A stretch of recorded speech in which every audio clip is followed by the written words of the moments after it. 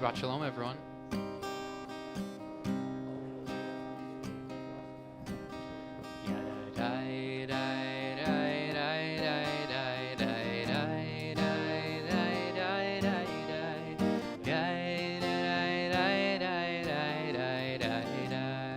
We'll wait for you, Joe.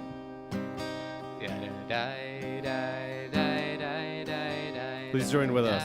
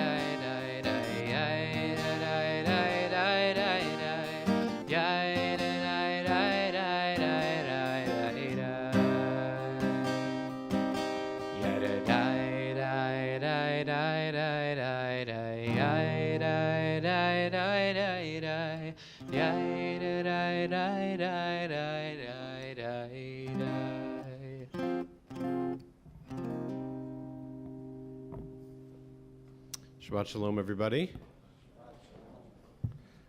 Is the Wall family here? The Wall family was going to light candles, but I don't see them yet. No? No. All right, well, maybe they'll, if they're here by the end of the service, then they'll do Kiddush. That's the benefit. So Shabbat Shalom, it's wonderful to have everybody on this night that is the second in our series on anti-Semitism, specifically on if anti-Zionism is anti-Semitism. We hope that you were able to check in with us, whether you were here or watched online or watched afterwards. The keynote to this series last week with the American Jewish Committee and their Chief Advocacy Officer, Bel Yoeli. I know that recording is online. So if you did not catch it, you can go back and see it, and we encourage you to do that. But thank you for joining us tonight. We'll have, once again, much like last week, a slightly abbreviated service so that we can give our attention to the panel and discussion afterwards. And we'll go till about, we'll do about a half-hour service and then wrap up around 7:20-ish with our discussion. That's the timer for your stomachs that I'm giving you, so that you know how long you need to prepare your stomach for when you have dinner or dessert afterwards. We'll begin page 2 in our prayer books as we'll light our Shabbat candles.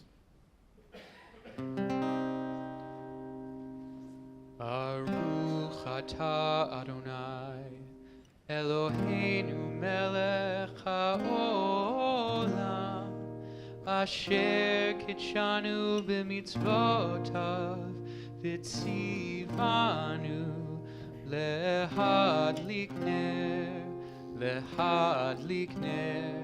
shel Shabbat. It is the beginning of the month, and so we want to honor birthdays and anniversaries in the month of May. I know it's still a little hard to believe it's May, but it is May. So if you have a birthday or anniversary in May, stand up. Even if you're at home, stand up, please, if you're at home. Wonderful. Look at all these 20-year-olds and anniversaries. It's wonderful, 3 years. Terrific. So we say together, Baruch atah Adonai Eloheinu melech haolam she'echianu v'kiyamanu v'higianu lazman hazeh. Thank you, God, for allowing all of those among us who are celebrating another year together, or another year since their birth. Thank you for letting them celebrate with us. May you have many, many more, and may we be able to celebrate with you again. Amen. Amen. Hine Matov, page 10 in our prayer books.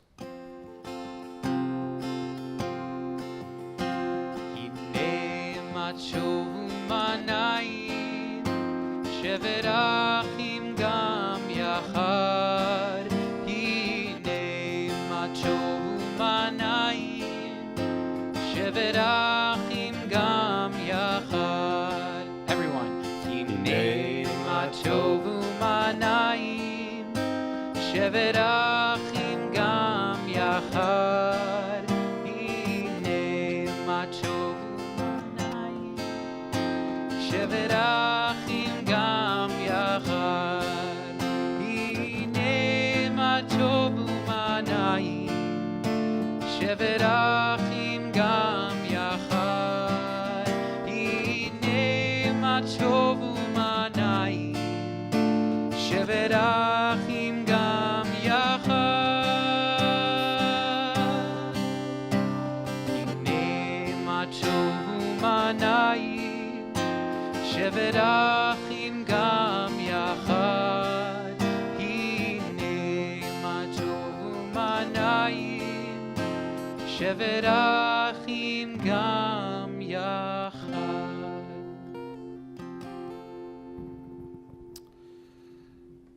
So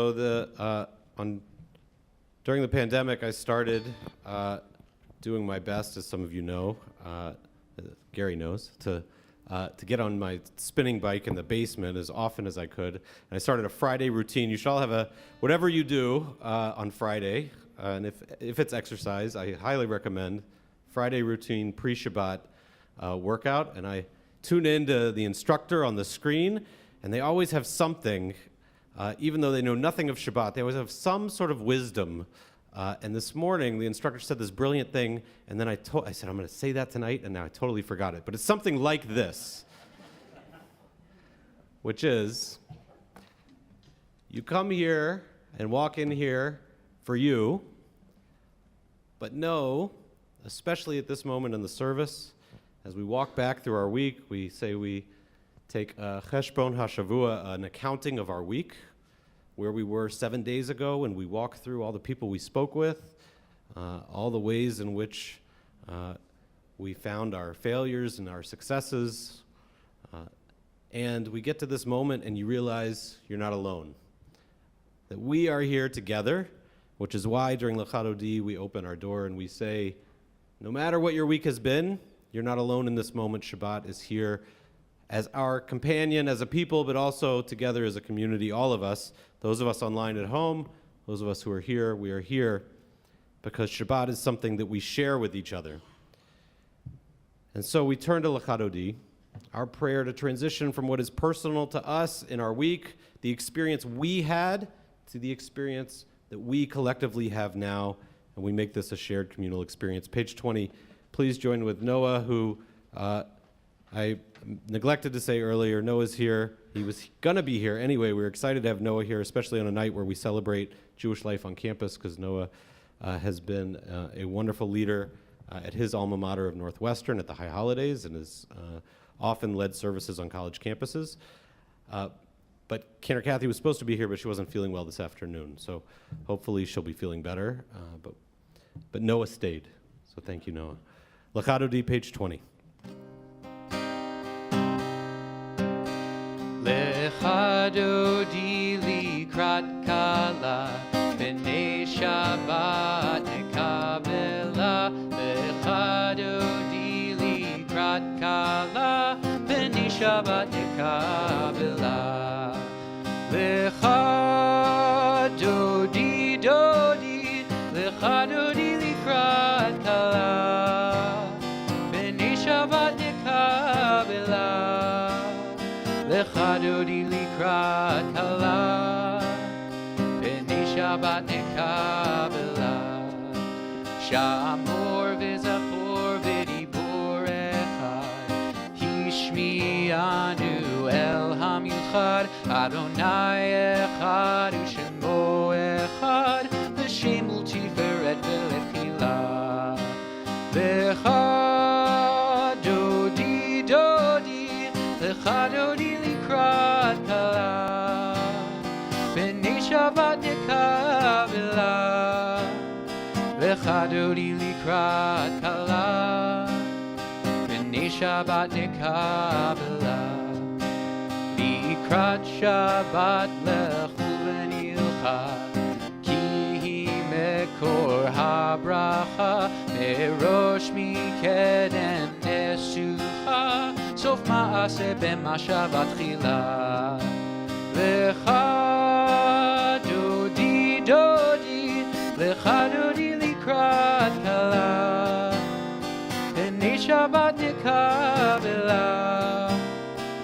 Lechadodi likrat kala Pnei Shabbat nekabela Hitoreri Kiva orech umi uri shir daberi Kavod Adonai alayich nila Lechala dodi Lecha dodi likrat kala Pnei Shabbat nekabela Lecha dodi likrat kala Pnei Shabbat nekabela. Please rise as we welcome Shabbat into our sanctuary and into our homes. Boi v'shalom ateret bala Gam besimcha ufetzola Toch emunei am segula Boi chala Lecha dodi Lecha dodi likrat kala Pnei Shabbat nekabela Lecha dodi likrat kala Pnei Shabbat nekabela. Remain standing, page 26. Yitgada Shemei Rabbah Ve'amad divrach chiruteh ve'amlich malchuteh B'chayechon u'vyomechon u'chayedecho Beit Yisrael Bagala uvizman kariv Ve'imeru amen Yehi Shmei Rabbah mevorach Le'olam u'lam me'omaya Yitbarach v'yishtabach v'yitbar v'yitroman v'yitnaseh v'yitadar v'yitalev v'yitalal Shemei dekudesha b'richu ve'ela min kol birchata v'shirata tushbechata v'nechemata damiran be'alma Ve'emeru, amen.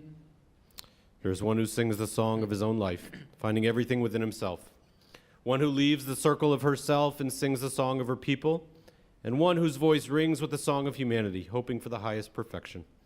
And then there is one who rises even higher, uniting with all creatures, with all worlds, and making sure to fill the universe with song. Nevarach, let us bless the words of Baruch Hu, page 28.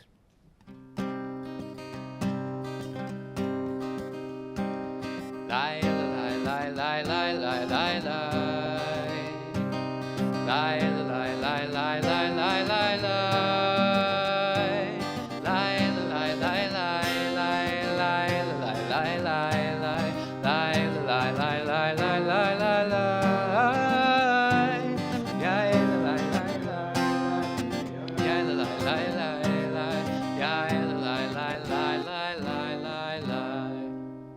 Baruch Hu et Adonai HaMevorach Baruch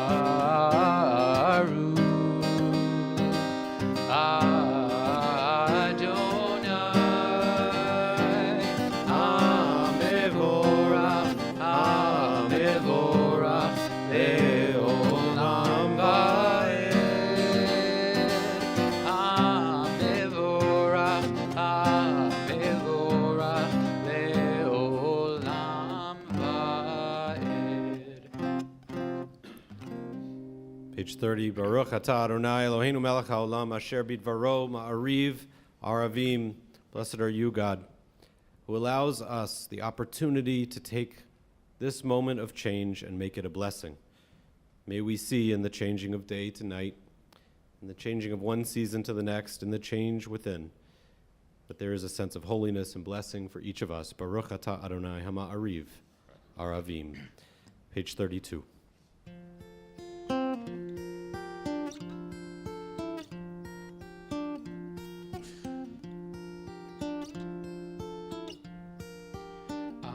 Ahavat olam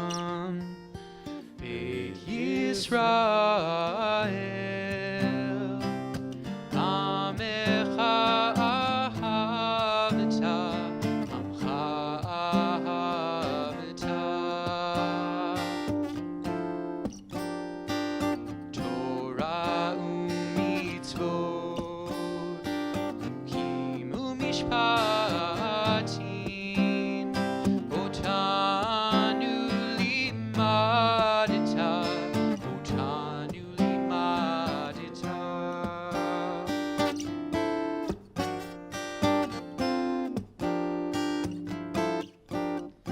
Al kein Adonai Eloheinu b'shachbenu, kumenu nasiach b'chukecha, v'nizmach b'divrei Toratecha, u'mitzvotecha le'olam va'ed.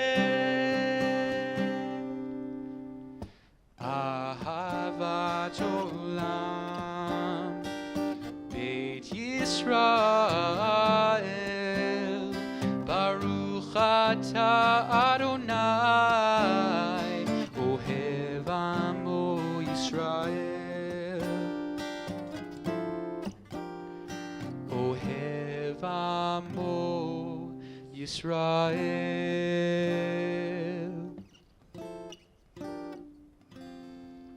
Page 34 and 35, Shema. Shema Yisrael, Adonai Eloheinu, Adonai Echad. Ve'ahavta et You can be Adonai seated if you'd like. Elohecha b'chol levacha u'b'chol nafshecha u'b'chol me'odecha v'hayu hadevarim ha'eleh asher anochi metzavecha hayom al levavecha v'shinantam levanecha v'dibarta bam b'shivtecha b'veitecha u'lechtecha v'derech u'shofbecha u'vkumecha u'kshartam leot al yadecha v'hayu letotafot b'neinecha u'chtavtam al mezuzot beitecha u'visharecha למען תזכרו ועשיתם את כל מצוותי והייתם קדושים לאלוהיכם אני אדוני אלוהיכם אשר הוצאתי אתכם מארץ מצרים להיות לכם לאלוהים אני אדוני אלוהיכם.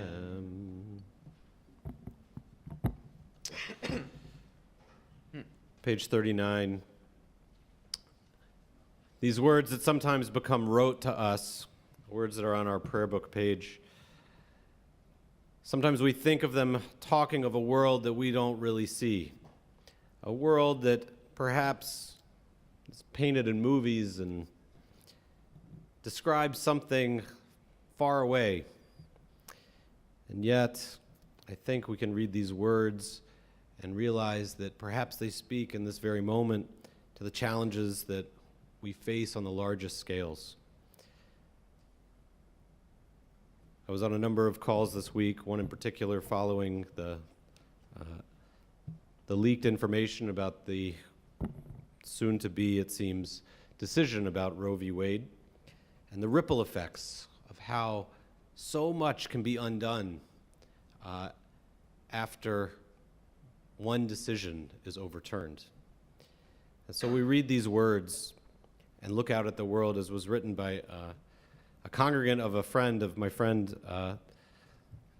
Noah's pseudo-rabbi in Ann Arbor, a congregant in Ann Arbor who, for some reason, people in Ann Arbor get their stuff published in the New York Times a lot easier than people in Akron. But his article published in the New York Times this week was interesting in that he describes a conversation with his 4-year-old son about God, in which his 4-year-old son said, I don't think I believe in God, because how could God be there when the world is filled with so much pain?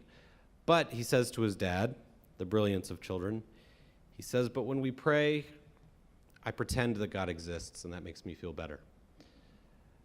Can we pretend, he says in the article, when we look out at the world and see so much pain which gives us doubt, can we look at these words and perhaps pretend for a moment that this is something that will fix what is out there?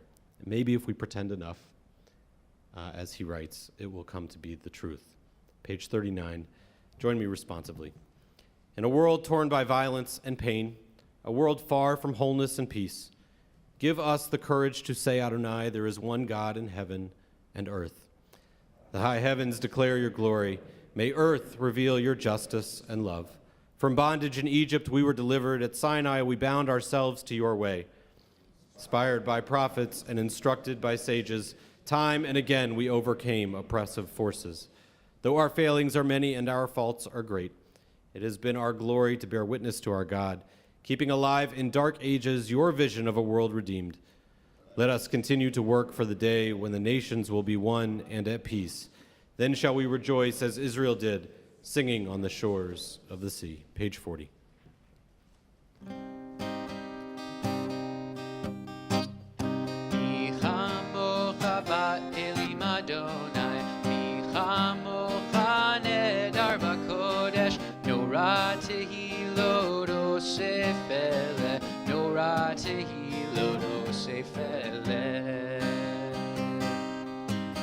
Malechutecha ra'u vanecha bokeam lifnei Moshe ze Elianu ve'amru ze Elianu ve'amru Adonai imloch le'olam va'ed Adonai imloch le'olam va'ed.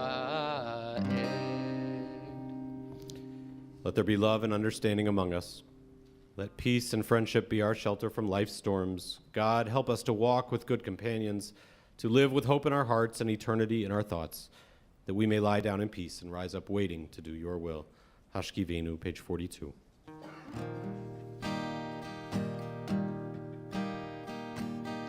Hashkivenu Adonai Eloheinu l'shalom, l'shalom.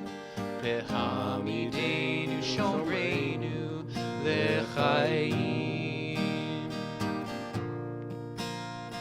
Ufros aleinu sukat shlomecha, ufros aleinu sukat shlomecha.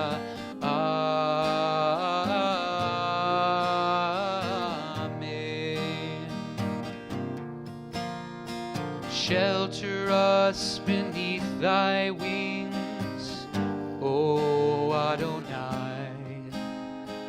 Guard us from all harmful things, O Adonai. Keep us safe throughout the night, till we wake with morning's light. Teach us, God, wrong from right, O Adonai. Amen. Amen. Amen. Amen. Amen. Amen. O Adonai. Amen. Amen. Amen. Amen, amen, amen, O Adonai. Page 46. We rise for our most personal prayers, our Amidah.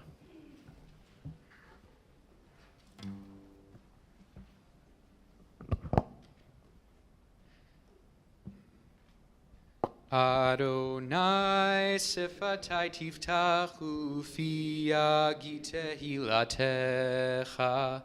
Adonai, open up my lips that my mouth may declare your praise. Baruch atah Adonai Eloheinu v'Elohei Avotenu v'Imotenu Elohei Avraham Elohei Yitzhak Elohei Yaakov Elohei Sarah Elohei Rivka Elohei Rachel Elohei Leah Ha'el Hagadol Hagibor v'Hanora El Elyon Gomel Chasadim Tovim V'koneh hakol, v'zocher hasdei avot v'imaot, u'mevi gula livnei v'nehem, lema'an shemo be'ahava, melech ozer u'moshiach u'magen. Baruch atah Adonai, magen Avraham ve'azrat Sarah.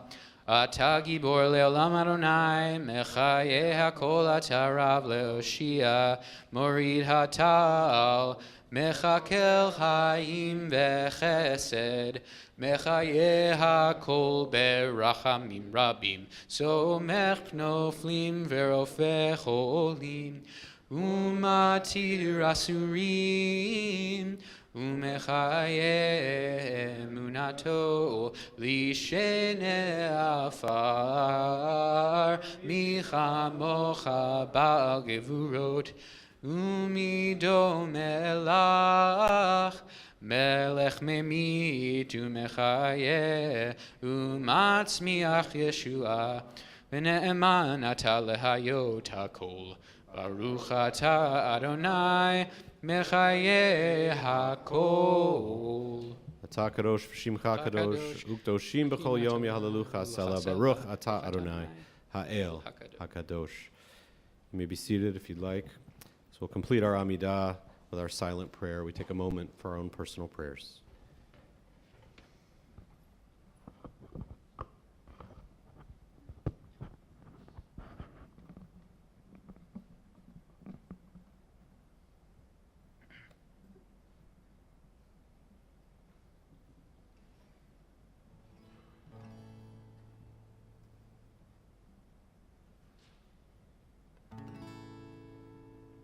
Ose shalom bimromav, hu yaseh shalom aleinu.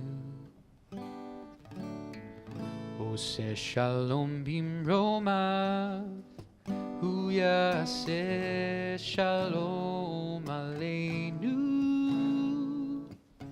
Ose shalom bimromav, Hu yaseh shalom aleinu, yaseh shalom, yaseh shalom, shalom aleinu ve'al kol Yisrael. Yaseh shalom, yaseh shalom, shalom aleinu ve'al kol Yisrael. Ose shalom bimromav, hu yaseh shalom aleinu. Ose shalom bimromav, hu yaseh shalom aleinu. Ose shalom bimromav, hu yaseh shalom aleinu. Yaseh shalom. Yaseh shalom, shalom aleinu ve'al kol Yisrael. Yaseh shalom, yaseh shalom, shalom aleinu ve'al kol Yisrael. Ose shalom bimromav, hu yaseh shalom aleinu. Page 253, having offered peace for our world, we offer peace for those who are in need of healing. We share the words of Misha Barak and invite anyone who would like to add a name into the midst of this prayer as we wish for them a refuah shlema for your loved ones who at this moment are in need of a fullest sense of who they are, of their body being whole, mind and spirit as well. Page 253.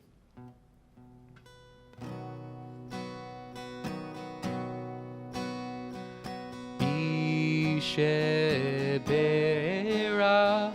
Avotenu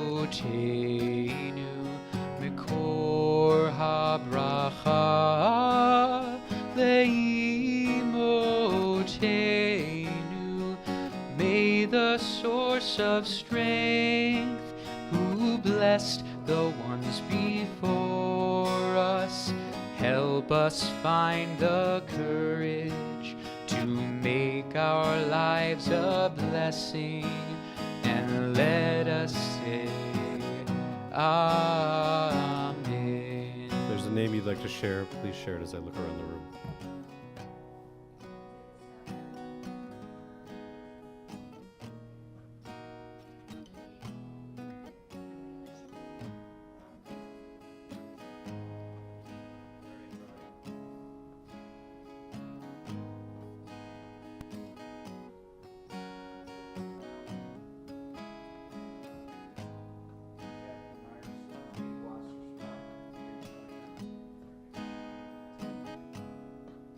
Ken Baker.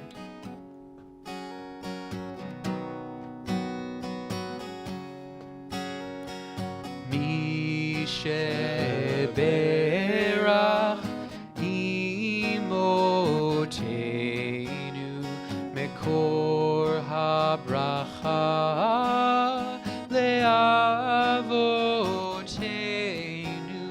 Bless those in need of healing with refuah shlema, the renewal of body, the renewal of spirit, and let us say Amen.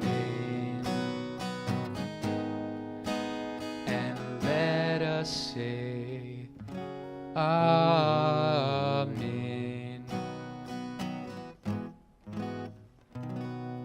Please rise, page 282, as we share in the words of Aleinu.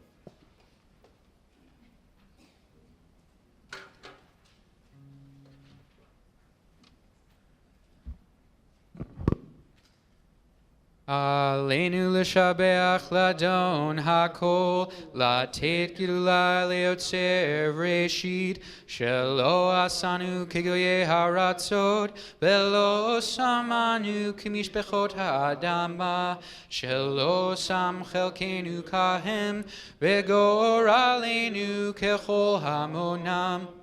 ואנחנו קוראים ומשתחווים ומודים לפני מלך מלכי המלכים הקדוש ברוך הוא.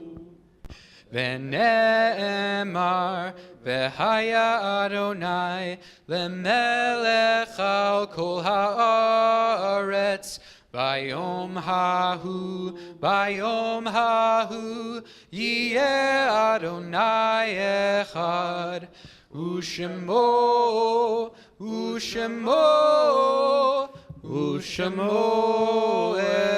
אחד. Please be seated.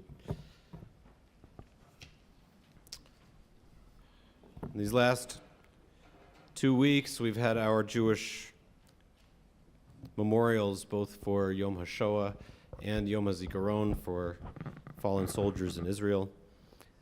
And so too, as we noted at the community event this past week, there was a terror attack in Israel, and last I saw 3 lives were lost. I don't know if it's more, nor do I know if they've had the funerals yet. I wasn't able to check this afternoon, so we won't share their names. But we certainly, in these last few weeks, have taken our time as a collective community, as a part of Klal Yisrael, the greater Jewish people, to think about those that we've lost both generations ago and even in these last days.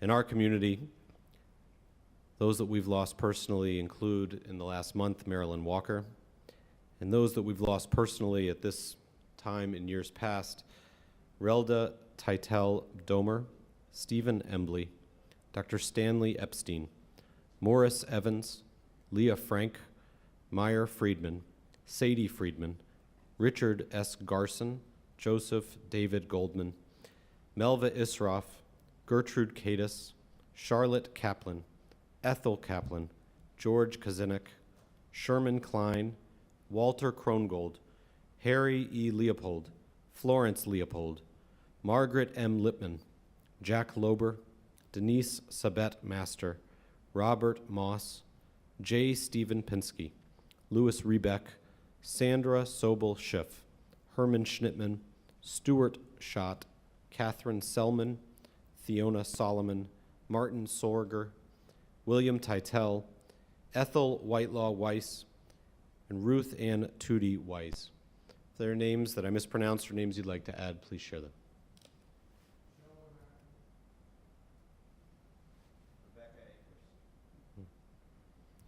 Please rise, page 294. We share in the words of Mourner's Kaddish. Yitkadal v'yitkadash shmei rabbah, be'alma divrach hirutei v'yamlich malchutei, b'chayechon uv'yomechon uv'chayei dechol beit Yisrael, b'agala uv'izman kariv v'imru amen. Yehei shmei rabbah mevarach le'olam almei almaya, yitbarach v'yishtabach v'yitpa'ar v'yitromam v'yitnaseh, v'yitadar v'yitaleh v'yitalal shmei dekudesha b'richu, le'ela min kol birchata v'shirata, tush b'chata v'nechamata, da'amiran be'alma v'imru amen.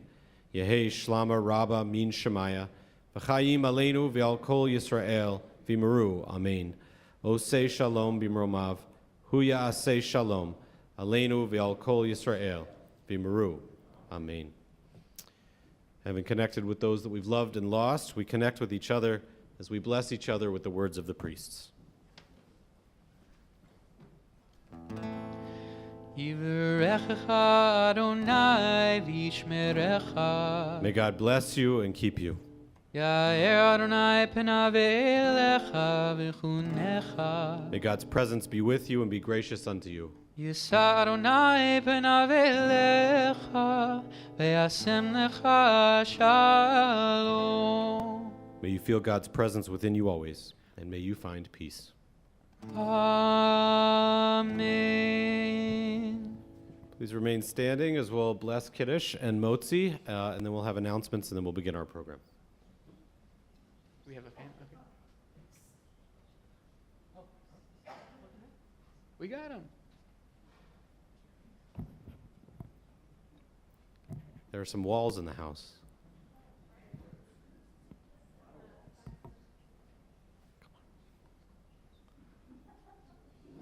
You're just in time. Everybody stare. No.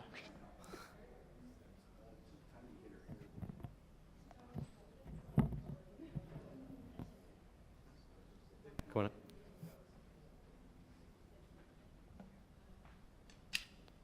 Just come stand in the middle.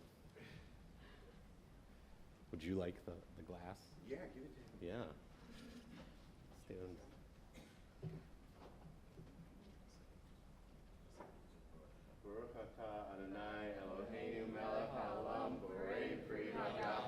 Baruch atah Adonai Eloheinu melech haolam, borei peri hagafen. Baruch atah Adonai Eloheinu melech haolam, asher kiddushanu b'mitzvotav v'ratzavanu, v'shabbat kodsho be'ahava uvratzon hinchilanu, zikaron lema'aseh b'reishit, ki hu yom tehila lemikra kodesh, zecher letziat Mitzrayim, ki vanu v'charta, ve'otanu kidashta, mikol ha'amim, ve'shabbat kodshecha, be'ahava uratzon, hinchaltanu, Baruch atah Adonai mekadesh haShabbat. Amen. Have a way. It's really heavy. He's not driving, is he? Yeah. All right. You want to lift up the challah? Jovi, you want to lift up the challah since your brother got the... you can uncover it. Let's join together in Motzi. Baruch atah Adonai Eloheinu melech haolam, hamotzi lechem min haaretz. Amen. Well done. You guys can go back to your seats. Thank you. Did a great job. Oh, yeah, thank you. Please be seated. It's a great honor to invite Elaine Newman to share a couple announcements with us.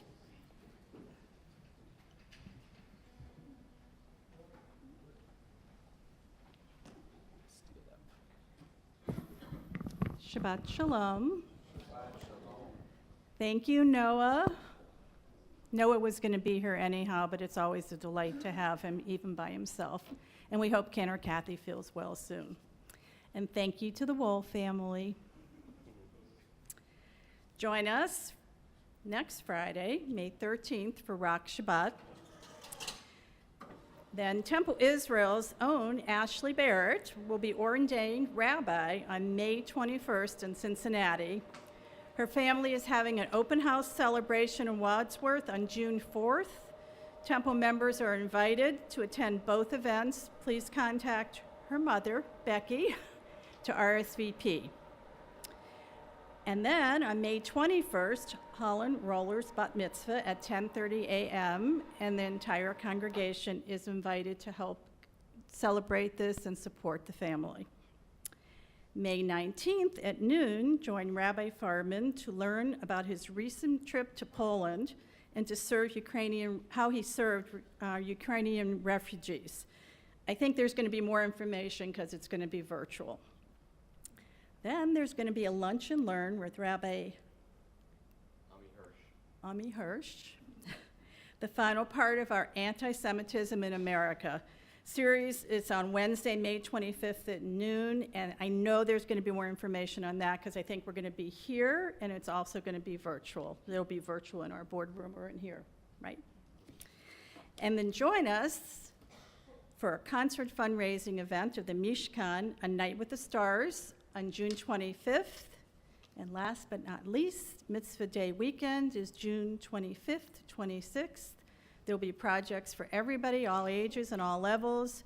Visit mitzvahdayakron.com for details or talk to Art Krakauer. Shabbat Shalom.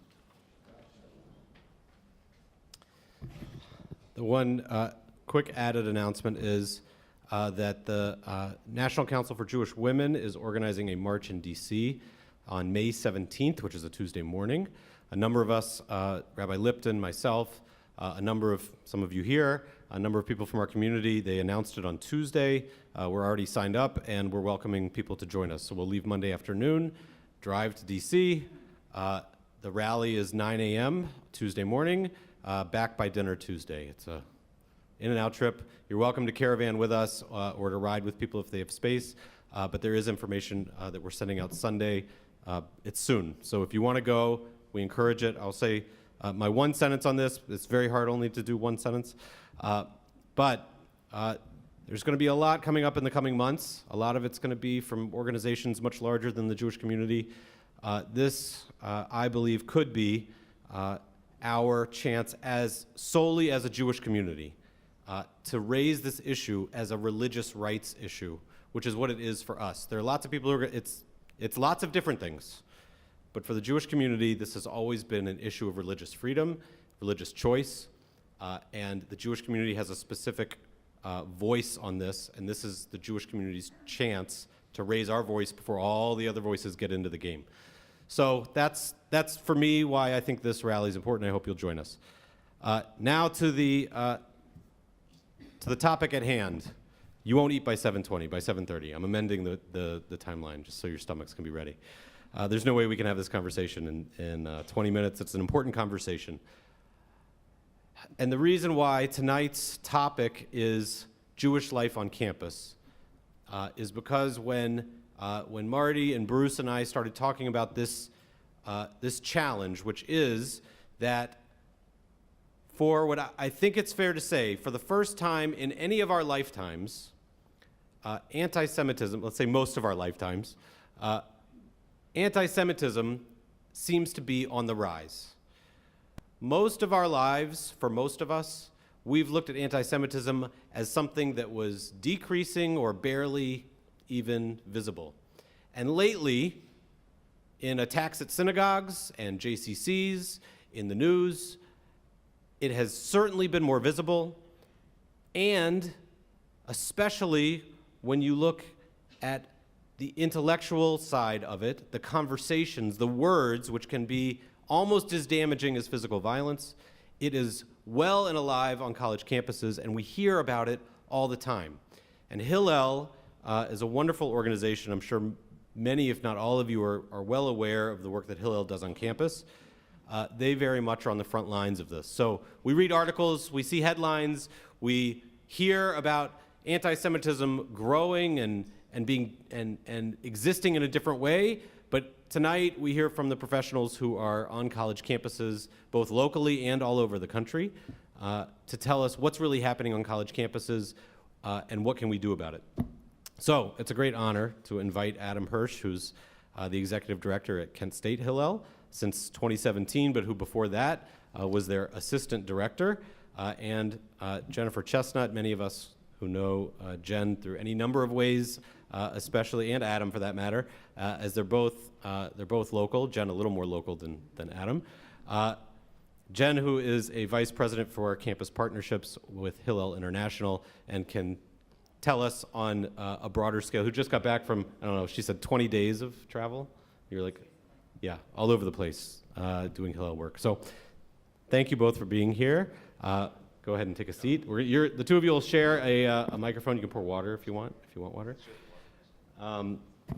And we will take a couple questions at the very end. We put the screen down. Oh, it's not on yet. Hold on, sorry. That's my job.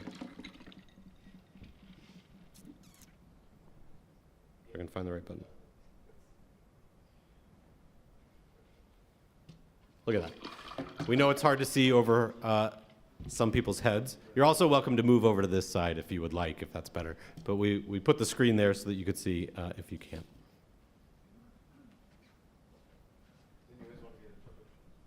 I was recently on a Jumbotron. It was my life's goal, but I got that in 2 weeks ago in Seattle. We only have 1 week and share. As we're getting started, I just wanted to quickly, since we're being recorded, correct my title, because I'm a campus support director for Hillel International. So since this will be out in the ethos forever, I thought I should just correct that. No, we can share. Oh, here. No, one for me. Oh, one for you. Things for myself. So, sorry, say your title again now that I'm Campus listening. support director. Thank you. So, I'm going to do my best not to talk too much. As many of you know how hard that is for me.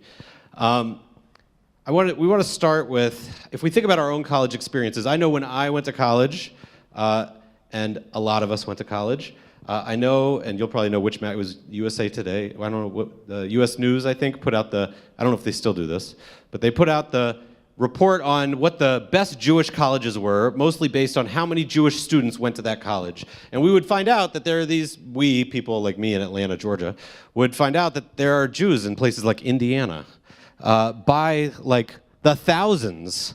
And we would say, let's go to Indiana and be around all these Jewish people. This will be wonderful. But when we look at the news today, it's often what we read in the news is not positive things about Jewish life on campus. We're reading about things that scare us or give us pause. So I wanted to give you the chance to tell us, not from headlines, but what is Jewish life on campus like? Before we get into our topic of anti-Semitism, let's get a fair feeling of what is Jewish campus like? What is Jewish life like on campus? Is this okay? It's working. Yeah, go ahead. Hi, everyone. It's a pleasure to be here. Thank you, Rabbi, for the invitation. And of course, it's a pleasure to be here with my friend and mentor, Jen. Adam Hirsch, I'm the executive director of Hillel at Kent State in Akron.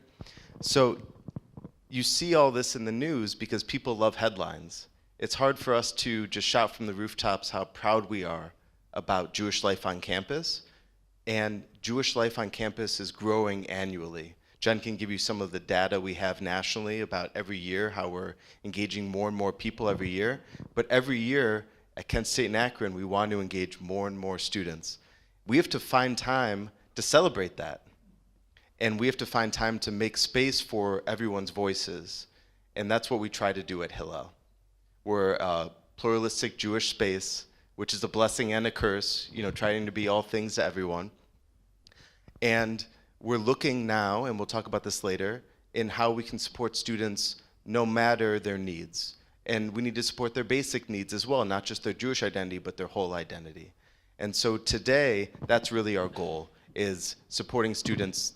The past 2 years have been so hard, and I like to think that people cared about me, but it's our job to care about the students on campus. And we did everything we could to make sure that they had a vibrant campus experience, whether they were stuck at home in New York or California, or even stuck in Kent, Ohio. People felt that way too. And it was our job over the past couple years to do that. I know we don't have a ton of time, so I won't ramble on this question. I'll let Jen talk about maybe nationally campus life a little bit. Well, first of all, we do still have those magazines. The Hillel, I don't know if it's U.S. World Report anymore, but the Hillel College Guide does list the number of Jewish students. So if you're excited or interested in learning about it, either you can get the old paper copy or you can just go to hillel.org to see that listing. I would also tell you that they're self-reported numbers. No school actually, very, very, very few schools actually know the number of Jewish. They don't ask the number of Jewish students, and so we don't really know. So yes, Indiana is still a great place to go, as is Miami of Ohio, your alma mater, as is Kent State. But just to know where those numbers come from. And I would say that, as Adam said, the headlines, you can find headlines about the hundreds and thousands of students who celebrated Yom Ha'atzmaut this week. They're there, but they're typically in the Jewish press or like in the student newspaper because 300 people came to a barbecue. It's not making the New York Times that students started a Challah for Hunger chapter on campus, which was a student-initiated organization many years ago, but is now international to make challah and sell it and use those proceeds for food insecurity. So those things happen on campus all the time, and that's like one little example of hundreds of things. But we know how the media works, and it doesn't highlight the positives and the good. But there's lots of positives and good to speak about. 15 minutes from where we're sitting and around the globe. And I meant to say this before. We have so I was asking how many Hillel houses we have in Ohio. We think we're going to put it in the 9 to 12 realm. And 2 of those Hillels right now have current presidents who are students from our congregation. So our students end up, it's really amazing. Not only are our students presidents of 2 Ohio Hillels at Worcester and OU, but secondly, if you look around our little neighborhood of Akron, Ohio, we've got Jen here. We've got if you haven't been to the Kent State Hillel House, it's awesome. David Komorowski, who's now in Canton, was a National Hillel professional. We've got great Jewish professionals and David's wife, Ronit, is a colleague of mine you. at Hillel International. We do the same type of work supporting campuses around the country. And we try always to take our kids, it's been hard the last 2 years, but to visit a Hillel, we like to say we would like for the first visit to a Hillel to be before they're in college. So if you haven't done that with your kid, do it. All right, so let's get into the topic, which is, what's the challenging side? What is reality? What's the reality of anti-Semitism on campus? What's hard about being Jewish? And that might be 2 questions. You might have a different answer that doesn't relate to anti-Semitism. Tell us about anti-Semitism on campus. What do you see? Where's it coming from? And what is Hillel doing? And what's hard about being Jewish? Yeah, please. What's hard about being Jewish? Gefilte fish? I don't know. There's a lot of things we could say. I love gefilte fish. I mean, I don't make it as well as like the Meermans, but I've got it pretty down. I would say that, and it is true. It is factually true that anti-Semitism is on the rise. You cannot deny the statistic that anti-Semitism is true. And when it happens to you, when you are the student or the individual, we're talking about students today, but of course it's happening to non-students. It is really painful and it is real, and also, it is not happening to the great majority of students on campus. So recently in the news, UVM, University of Vermont, was listed as one of like the campuses with the most reported incidents of anti-Semitism on campus. We have 2 students from Akron at UVM right now from our Jewish community. One of them happens to be my son, and I can tell you he had no idea what I was talking about. Like 2 weeks before that, we had this whole argument about the fact that anti-Semitism had not been on the rise. So he's a Jewish student at UVM, not very active in the Hillel, much to my dismay, regardless, he's on campus every day and it wasn't touching him. And yet he and the other student from Akron both acknowledge that they probably wouldn't wear like the cool Vermont mask that has Vermont in Hebrew. But also, my son would never like wear a t-shirt with Hebrew in it. It's not because he's trying to hide that he's Jewish. For him, it's just like, that's not a thing I would ever wear. Proud Jew, been to Israel many times. That's just not his style. So on the one hand, it is absolutely on the rise, and on the other hand, for the great majority of students, it is not touching their everyday life, and it is not something they encounter. But before I say more, I don't know if you want to add something. Yeah. So what I would add is that, yes, anti-Semitism is on the rise. Last May, we saw a huge spike in the U.S. in the aftermath and during the war between Israel and Hamas. There was a lot of anti-Semitism that came, not to campus, everywhere. And what's different now is that it has other forms that maybe it didn't have 10, 20 years ago. Anti-Israel, anti-Zionism, certainly the most visceral, but it's just even the delivery method is now it's online. And so if I post a picture of myself with an Israeli flag, I could get comments from all over the world. Hateful comments. Whether or not you want to call them anti-Semitism or not, I'm okay with it. I don't lose sleep about the people that post the picture and receive the comments. What makes me lose sleep are the people that are viewing it and seeing those comments, and do I want to be actively pro-Israel? Because that could happen to me, and I don't want that. And so there's a difference between, but it's also the same, anti-Semitism and students just being really uncomfortable.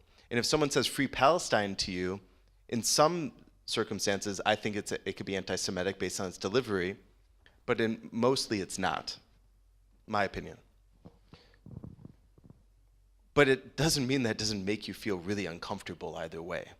And that's what we try to do, is help students talk through it.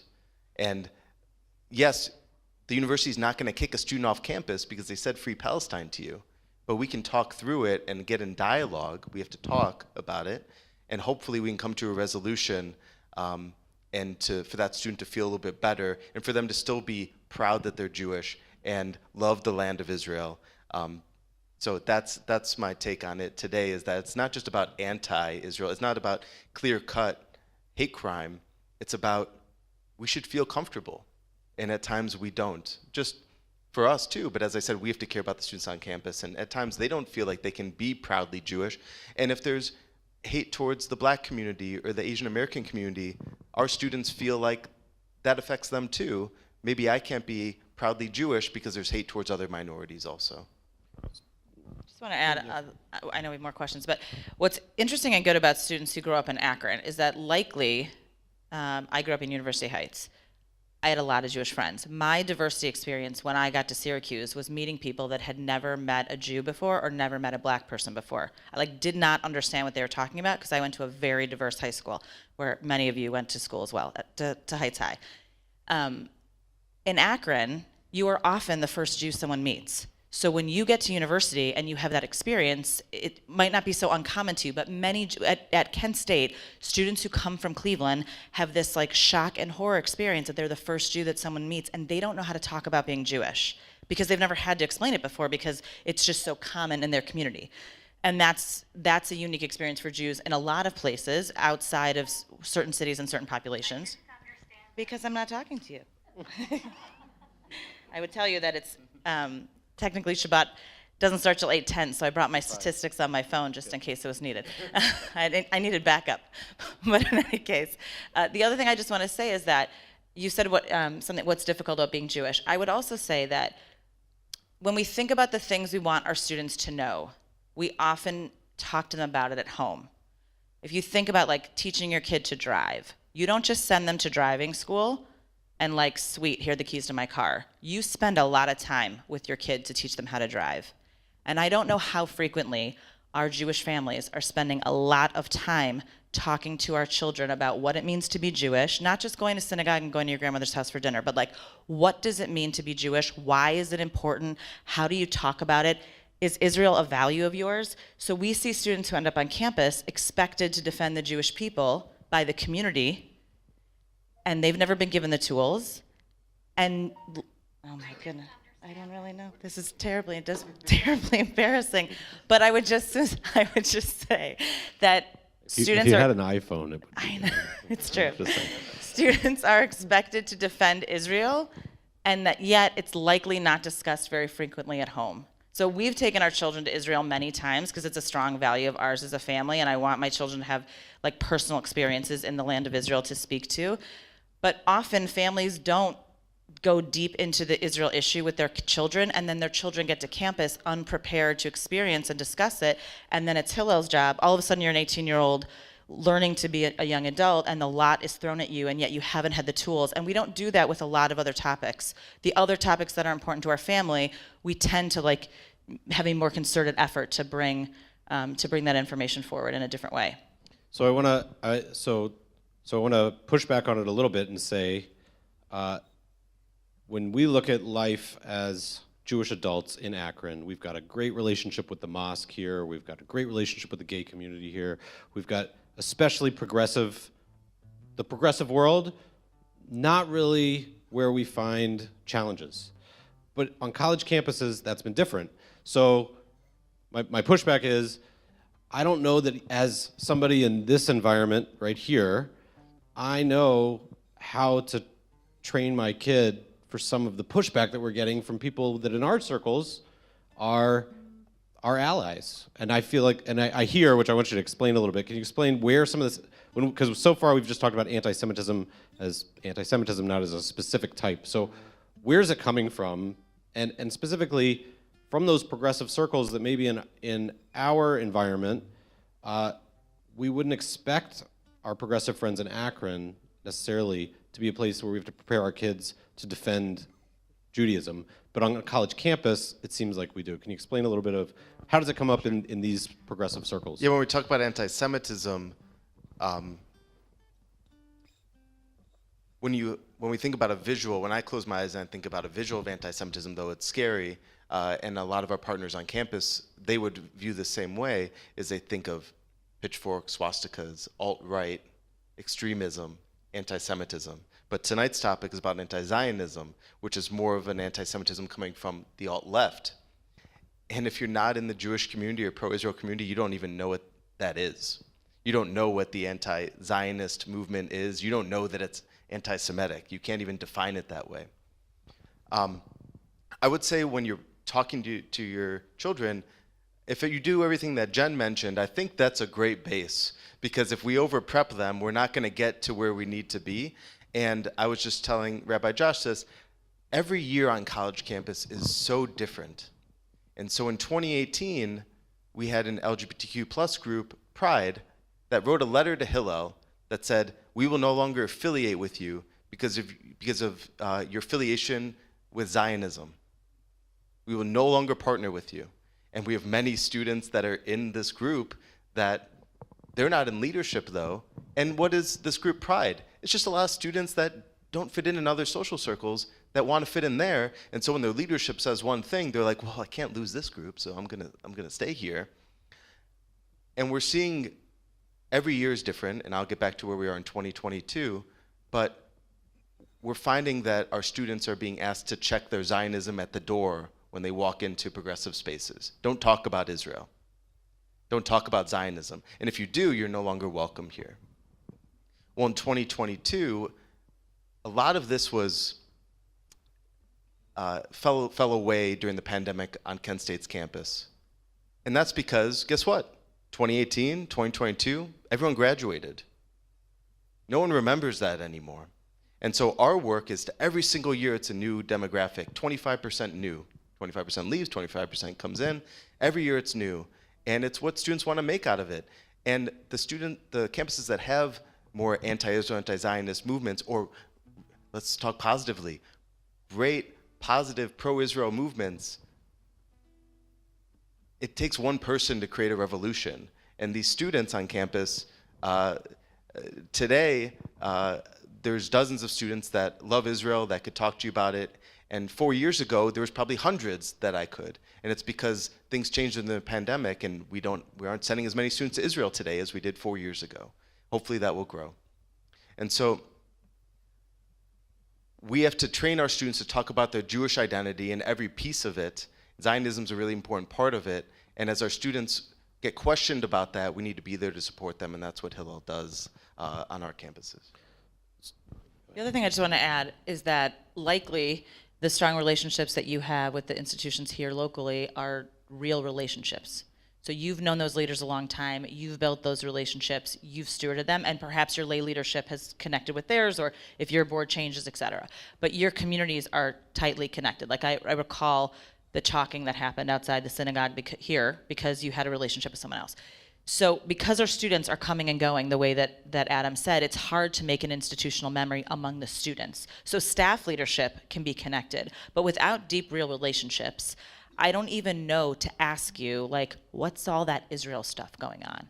Like, I just know it, and I'm just at this march, and my friends are telling me X, and until I really peel the onion back and ask questions, I, as the progressive leader who might be shunning all things Israel, or the student who wrote this letter, like, I don't know how many real relationships they have with pro-Israel students.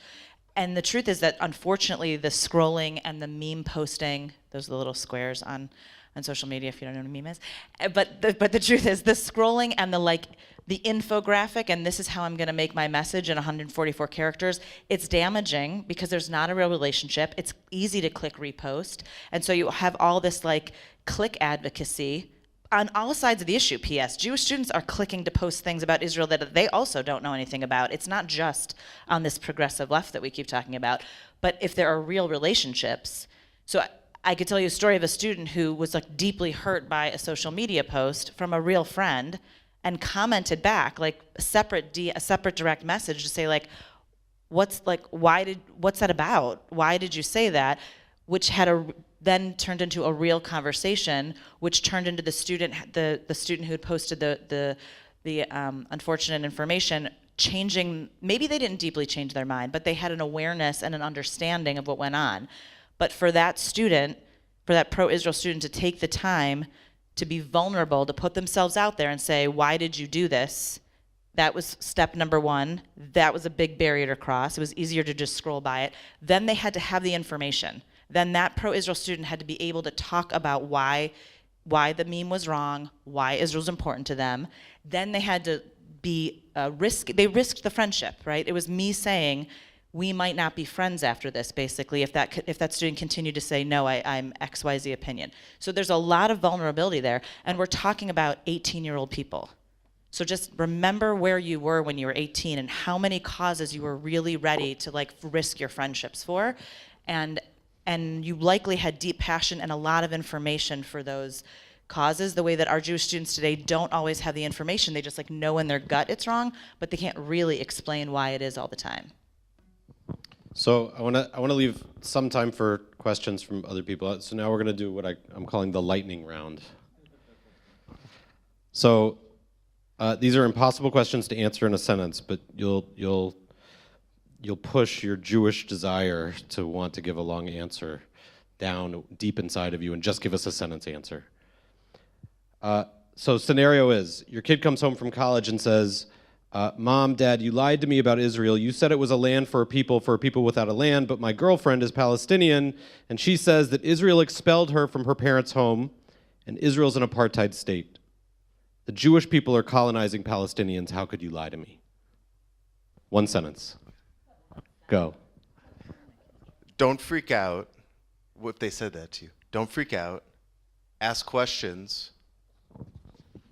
Try to listen and learn. There's a lot of people that are, it's not lighting. There's a lot of people that are no longer feel welcome in Jewish spaces because they feel this way and they don't feel like there's a space for them.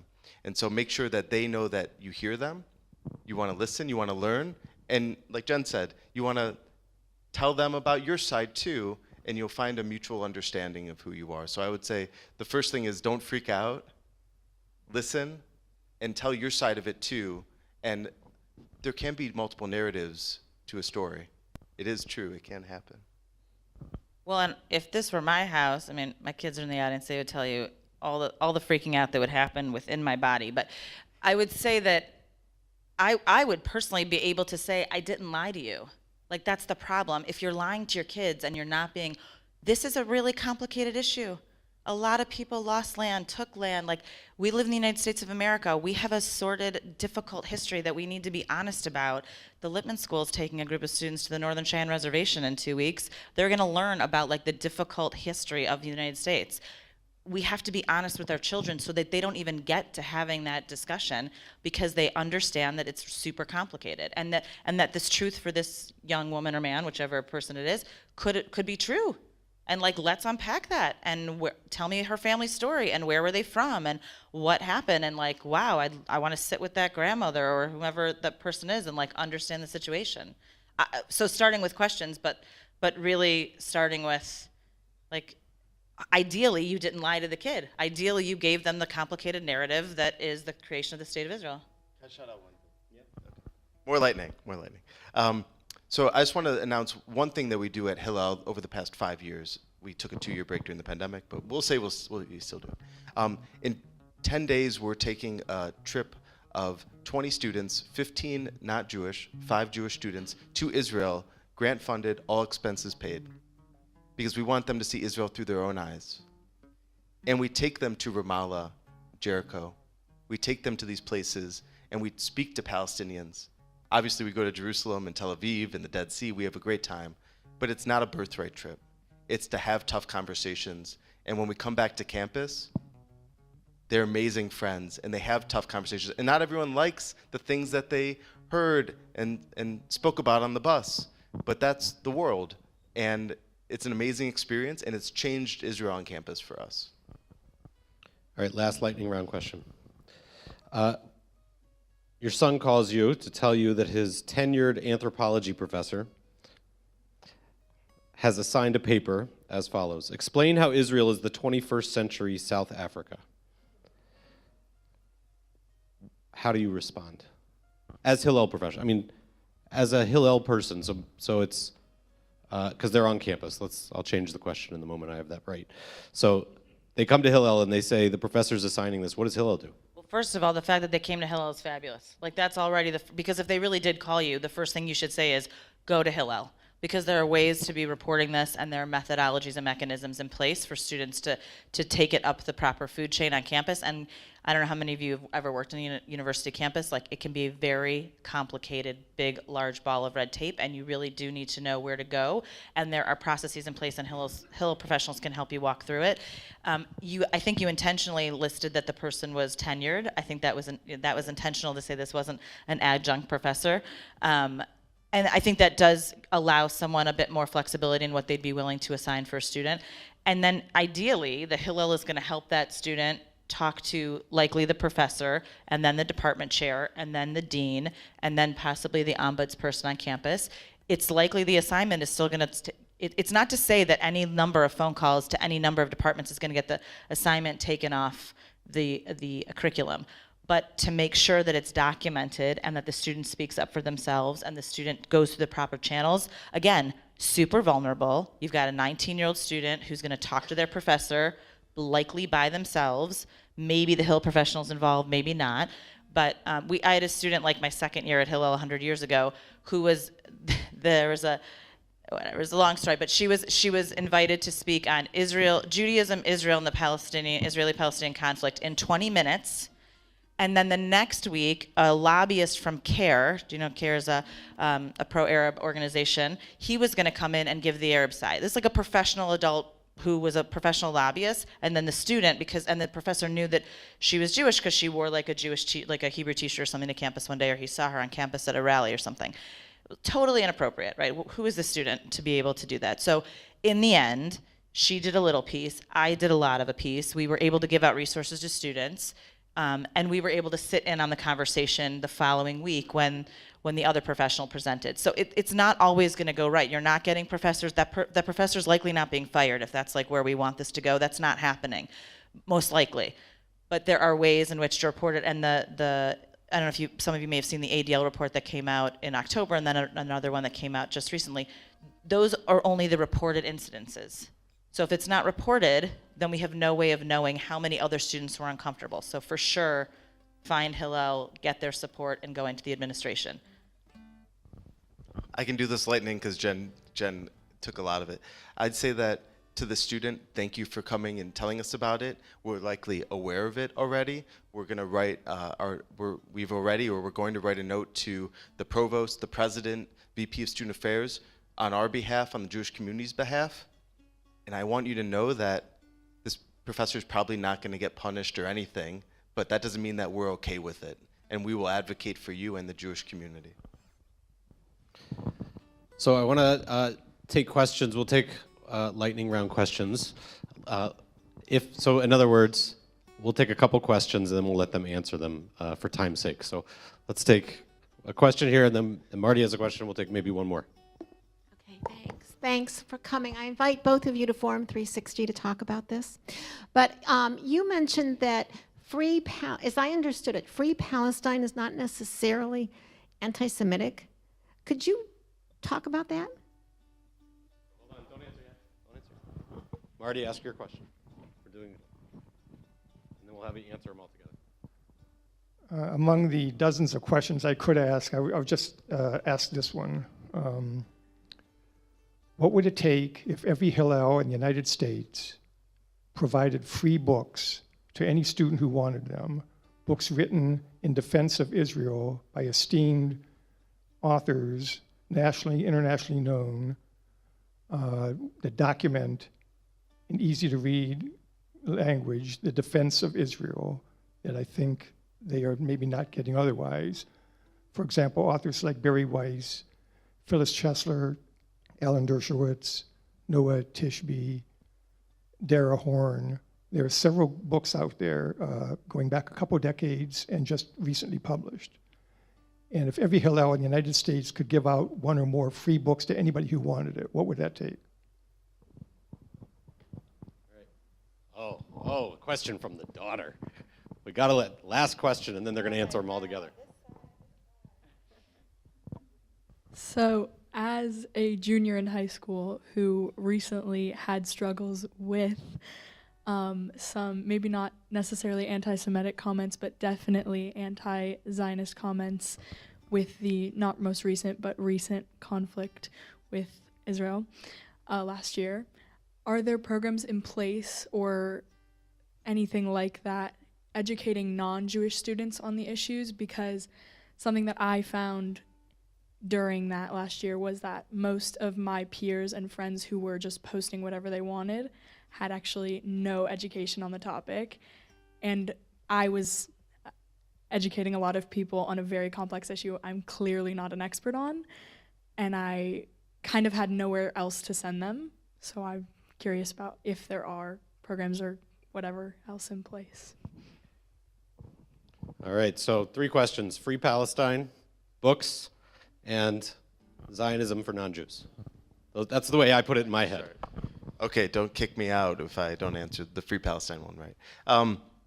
So I would say, again, it's in certain ways, right? So if someone said Free Palestine, from the river to the sea, Palestine will be free, and sure, it can get to a point of anti-Semitism, and that wouldn't, or anti-Zionism, that would not feel good to me.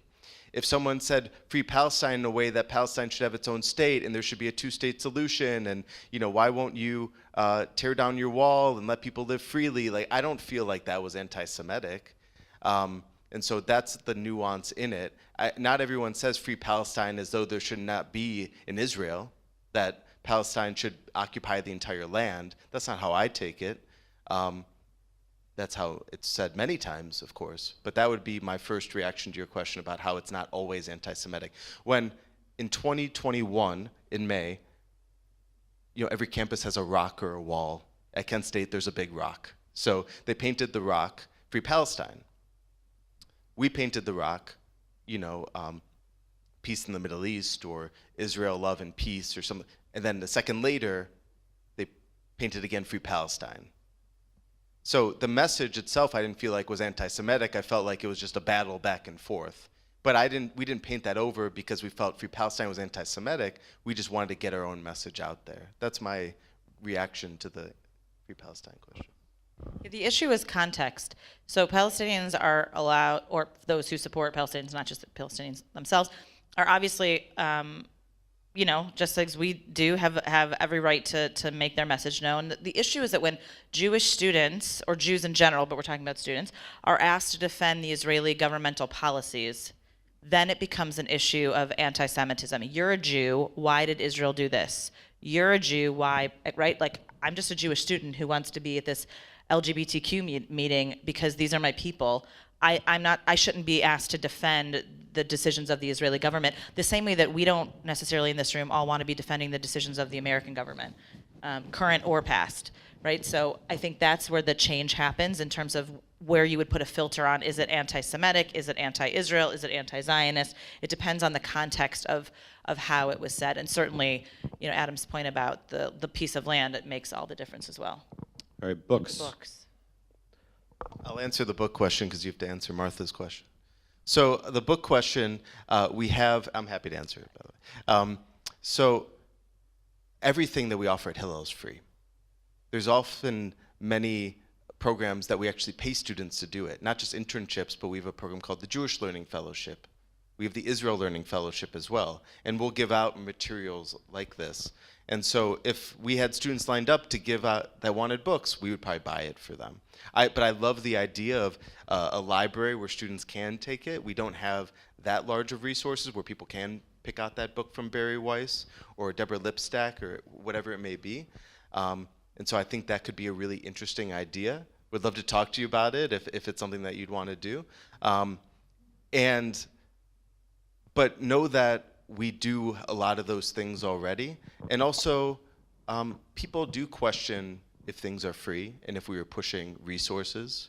To Martha's question about, what are good resources? If we say these are the only resources, people will question, well, why are there only 3 books and not 300 for me to choose from? Why these? And is this your message? And do you not have space for nuance? And so a lot of our curriculum with the Jewish Learning Fellowship, we work with Hill International to build pluralistic Jewish learning. The Israel Learning Fellowship, it changes every single year. And so we give out a different book, or we'll talk about different topics. Or this year, our shlicha was from the Beta Israel community, Ethiopian Jew from Israel. And so she talked a lot about diversity in Israel, and we gave out resources around that. So we try to bring a really different perspective based on who our leaders are in the community. Do you want me to talk about the resources? Sure. Okay. So first I'll say that we need to, Jews, not we Hillel, need to do more for high school students. It used to be that really we focused on college campuses and beyond, but I know that this is an issue that's in the past really year hitting high schools more than it ever has. And so I can tell you on campus though, this next year we're rolling out, Hill International already did, but at Kent State we're going to roll it out, a new curriculum designed by Hill International and the ADL for campuses to talk about Jewish pride and anti-Semitism in a similar curriculum to how, let's say, the LGBTQ Student Center would have an allies training. And the Multicultural Center also would for the Black and Latinx community. Well, why don't we do that? Why don't we define some of those things and talk about Jewish life on campus? And why do we allow other people to define Zionism for us? And so we're going to package that up and offer it up to the professors, the student government, other partners on campus as well. And we have to find also, I wish there was a program in a box that we could say, and this is also for high schools. That's something that I think we have to address in the Jewish world. Just a word on the books. I would say that lots of Hillels would accept them. I do agree with Adam's piece about why this book and not that book. But what's interesting about, I have to be willing to take a book, read a book, it's silly, it may sound silly, but that's a big ask for an 18-year-old student, Jewish or even Jewish students, but especially non-Jewish students, who'd have to have an interest and passion to read something. But certainly the Mitchell Bard, I can't even remember the title of it, you probably still have 50 on the shelf, but I can't remember the name of it. But certainly we've done that before, and I'm not sure, I think the cohort experiences that Adam's describing, where I'm not just reading a book on my own, it's a Jewish value to we learn in pairs, we learn in discussion and dialogue, and I think there's something about building the relationship through, the education is happening through the authentic relationship, where the information is translated more. Before we get to the dazzling young woman in the back's question, I just want to say quickly that Adam mentioned an anti-Semitism curriculum, which was launched this year for campus professionals and students, the anti-Semitism curriculum. We also at Hillel have a structure called the IAP, the Israel Action Program, where we have professionals. When BDS does happen on campus, the boycott, divestment, and sanctions movement happens on campus. We talked about a couple instances of anti-Israel, anti-Semitism on campus. So we have a whole team of professionals at Hillel International that work with Hillels throughout North America on those issues with sample resources, training your students. How do you go to student government? How do you write that letter? How do you talk to your professor? So we have a core of folks that do that with expertise. And then just this year, Campus Climate Initiative launched last year. The last 2 years are a blur. Like the last 2 years were, I think, 4 years long. So the Campus Climate Initiative works specifically with university administrations, where the Hillel professionals and the university administration, so think the dean of students, the provost, the president's office, are in collaboration to work together to look deeply at what the climate is like on campus for Jewish students, and to then peel back the onion and find processes and particular programs that might be helpful on campus. So just to know that we're trying to attack it at all layers, university administrators and students, and then staff support from Hillel International. Those are the sort of the practical ways in which Hillel is supporting their work on campus. Martha, you were the person that I was talking about when I was speaking about the meme, so I think that you've probably picked up on that. The social media post that I mentioned a minute ago, where the student had to like actually have a vulnerable conversation with someone. So it wasn't a college student; it was a high school student that did that.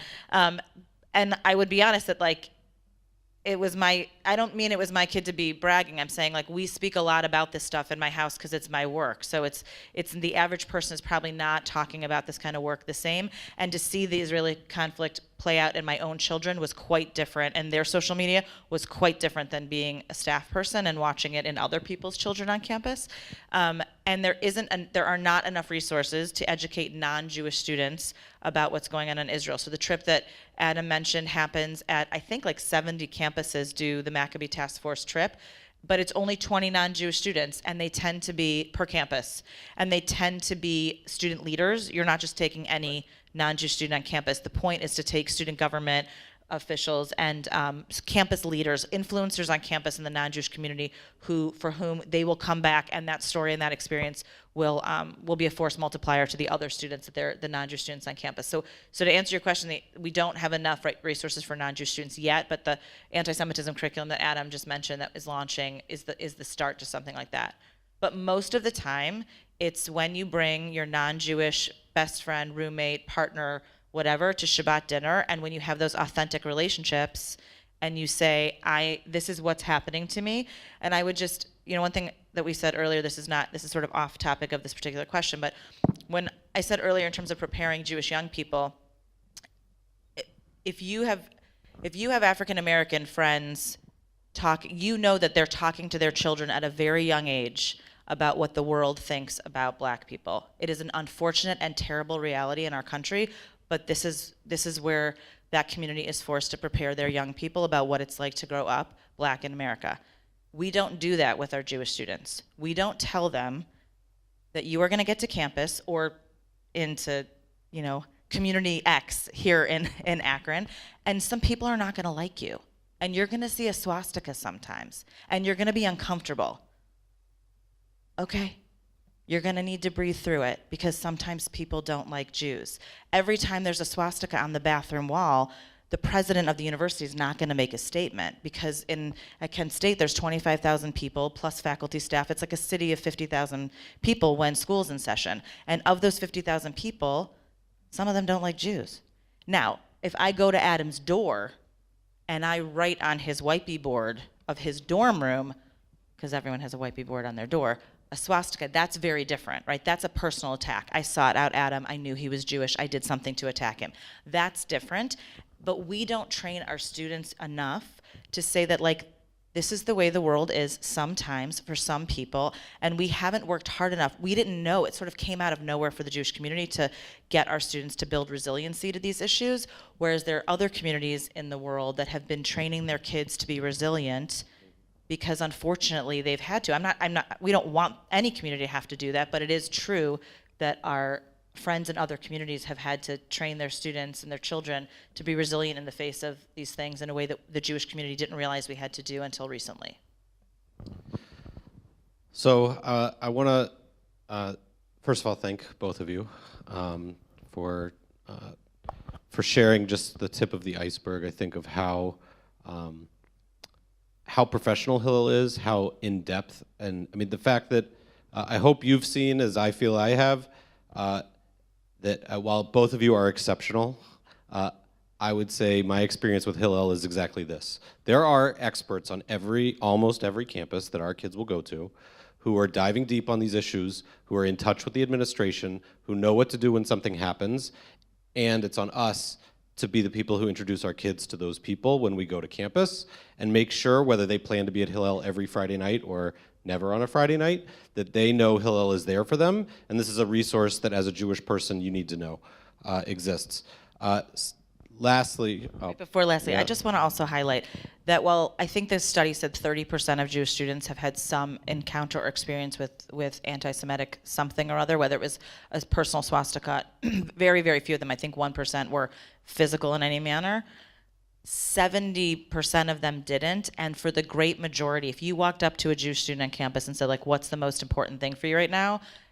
92 and like 99.5% of them would say getting a job.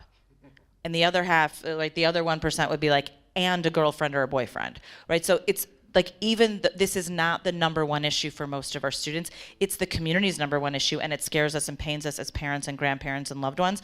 But the students are still trying to like get through finals, and that's the other thing. Like, you want me to make this post and write this letter to the president, and like, I have finals. I got to get a job. I have an internship. I'm working to put myself through school. Like, it's not always. They don't have the time, space, or ability to be committed to these issues. And I'm just gonna. I know Adam especially can give you more detail on this afterwards if he hangs around and if you want to ask him about it. But we were talking before. Next week is a special fundraising week for Hillel. It's called what? Next week, for every Hillel, is Global Giving Week. And I'm just going to give you the headline, and then you can follow up, and then we'll close this part for tonight, which is Hillels, which is very true at Kent State for our community. Hillels are built by the community that surrounds them. That's a quote from Adam an hour ago. Just right here in this room, like founders of Hillel at Kent State. Yeah. Past board chair of Hillel Kent State. I haven't scanned the room for every other board leader that's here, but like really founders in this room of the Hillel Kent State. So it's important to know that because we build the Hillels that are closest to us. It's not on the parents of the students who go to Kent State or Ohio State or Miami. It's on the community that surrounds it. We have great Hillels around us, great professionals, and these are like another synagogue in our community that we want to exist because we want Jewish students in our area to have all the resources that we've talked about for everything from Rosh Hashanah to anti-Semitism to getting a free bagel during exam week. Thank you again. We hope you'll hang around for a little bit for the oneg and people maybe can ask questions. We're going to close. Do we still think we're going to close? Is Noah still here? Noah's still here? With Gesher Tsar Meod, and then we can have food in the social hall. Thanks for being patient. It's an important topic, and we look forward to continuing the conversation. Kol haolam kulo Gesher Tsar Meod. Gesher, do the hand things. Meod, I see you. Gesher Tsar Meod. Kol haolam kulo. Gesher Tsar Meod. Gesher Tsar Meod. והעיקר לא לפחד, לא לפחד כלל, והעיקר לא לפחד כלל. The whole entire world is a very narrow bridge, a very narrow bridge, a very narrow bridge. The whole entire world is a very narrow bridge, very narrow bridge. And the main thing that I recall is had no fear, have no fear at all. And the main thing that I recall is have no fear at all. Shabbat Shalom. Shabbat Shalom, everyone.